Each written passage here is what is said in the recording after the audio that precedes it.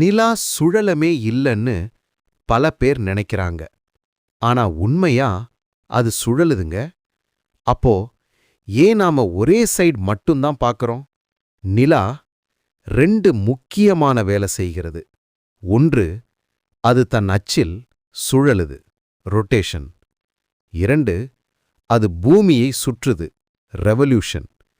ரெண்டுக்கும் எடுக்கும் நேரம் சுமார் 27.3 நாட்கள்.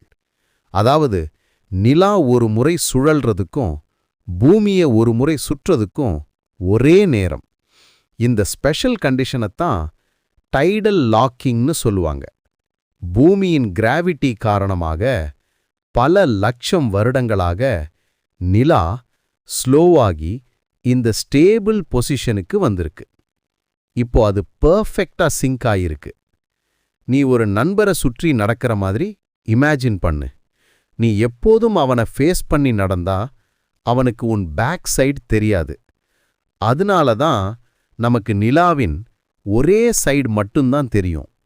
மற்ற பக்கம் ஃபார் சைடு ஆஃப் த மூன்னு சொல்லுவாங்க. அது இருட்டா இருக்காது, ஆனா நம்மளால டைரக்டா பார்க்க முடியாது. அதுதான் ரீசன். நிலா சுழலுது, ஆனா நமக்கு அது தெரியாத மாதிரி தோணுது.